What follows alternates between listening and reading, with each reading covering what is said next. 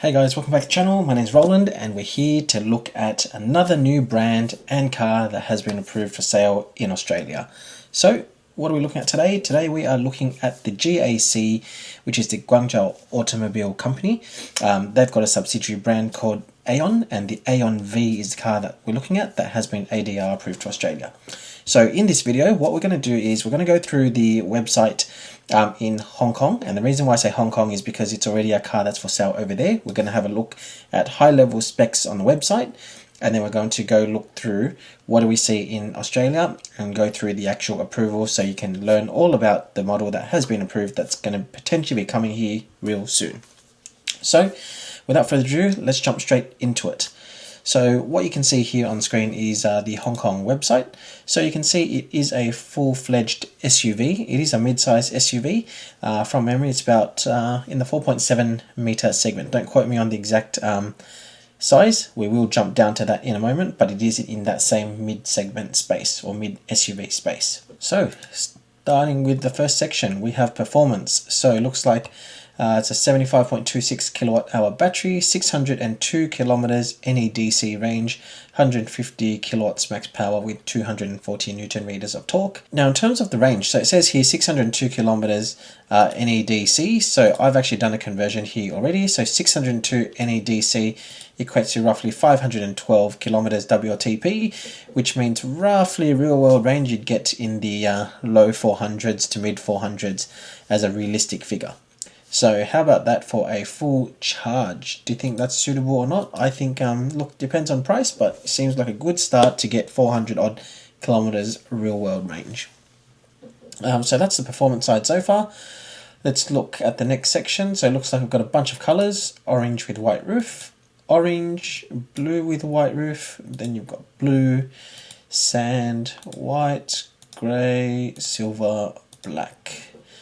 So at least I've got some interesting colours and two-tone options as well. I think that's all pretty good, better than just 50 shades of grey. Alright, so here is the first look at some of the interior. So let's see if we can hold it. Let me just hold down the mouse so that it stops skipping. Hopefully that works there.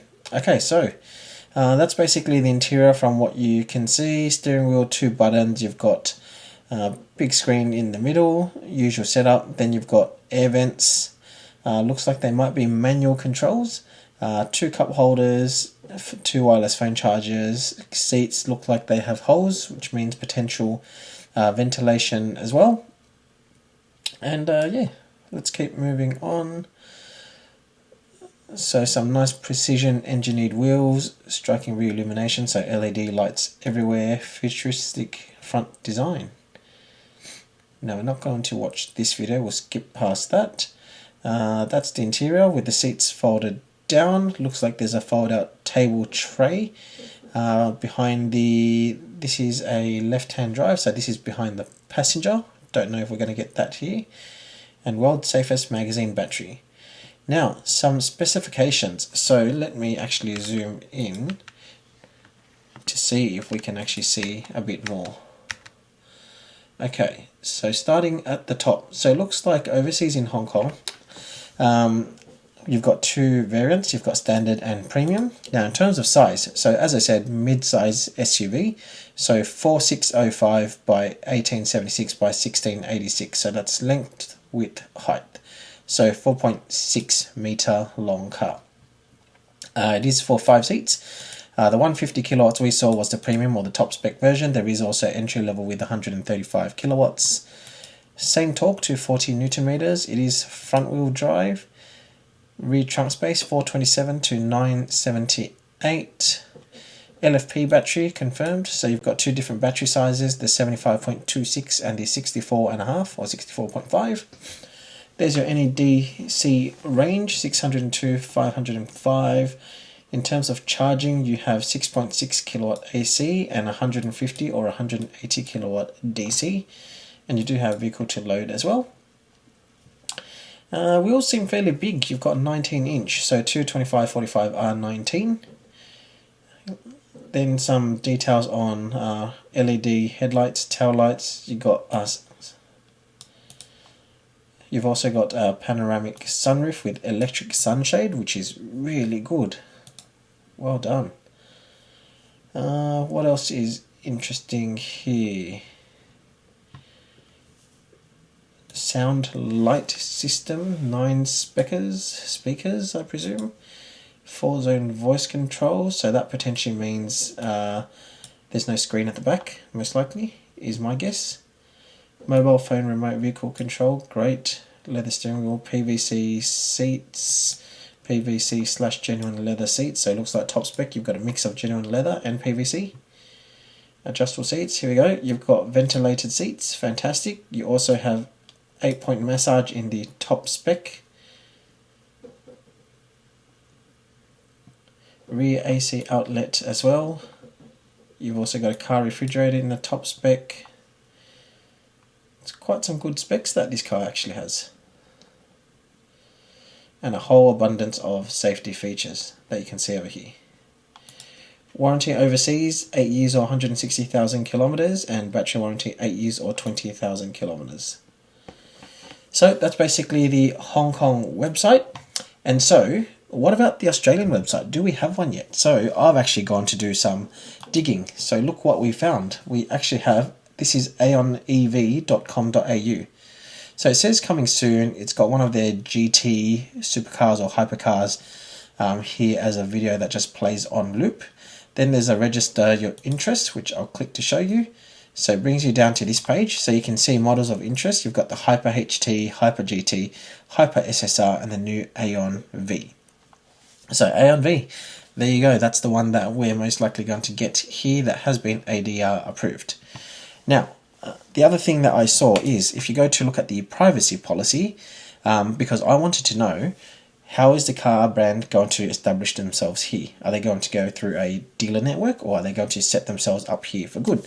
So went and did some digging. So here's what we found. So originally we had here Auger Investment Pty Ltd, which is AGA Auto Australia.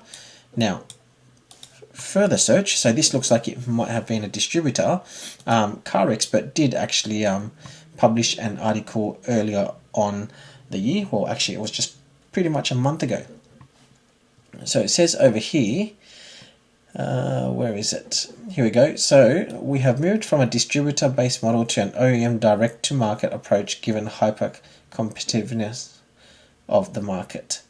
So this was mentioned by Jason Pekotic from GAC Australia Chief Operating Officer. So there you go. Not coming here through a distributor. GAC is going to bring the Aion brand here direct to consumer, which is fantastic. So fingers crossed they nail the servicing, the sales, the after sales support, and all of that stuff, because those are some critical things to get a new brand off the ground, up and running, to give consumer confidence. Anyways, you are here and you've clicked this video because you wanted to see the ADR approval. So let me walk you through everything that we see. So as always, first thing we want to look at is on the left hand side. You can only see one picture here of the car and there's nothing else. So what that tells us is there is only one variant that we're getting over here. There isn't going to be another one. So fingers crossed this is going to be the top spec variant. I will be honest, I have just downloaded this document. I have not had a look at it yet, so I will be looking at this for the first time as well. So this is the variant here and this is the picture. So these are the two images. So you can see for some odd reason the specification is classed as a panel van, which it clearly is not. It is a SUV. Tare mass 1,880 kilograms with a GVM of 2280. Unfortunately, as a part of the ADR, it does not look like there is anything available from a towing perspective. So if you were in and you were okay to potentially go for a new brand to enter Australia because you've seen the Aion brand overseas, but you do need towing, unfortunately at this point in time, this car is not for you. Anyways, so it's 1.88 ton car, no towing. Let's see what other details we have. There's the dimensions again, so 4605 by 1854 by 1686. Single motor, brakes, transmission, tyres, no details on size as yet of these.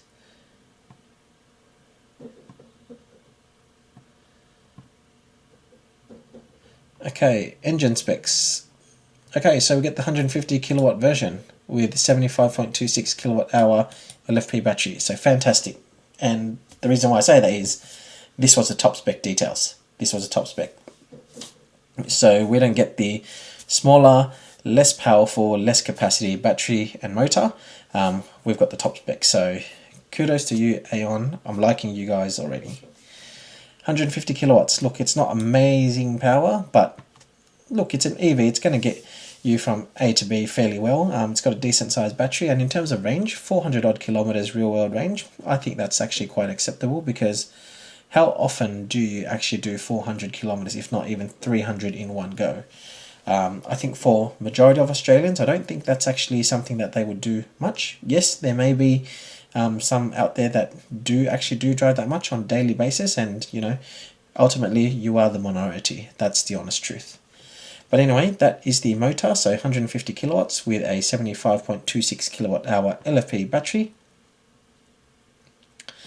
Some details on the brake: 320 mils diameter at the front with 308 at the rears. Transmission. Okay, wheel combo. So here you go. It's 225 45 R19, 42 offset. So 19-inch wheels.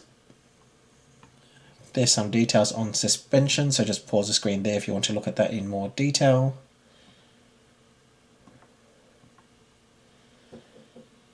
And then just some other additional information on the car.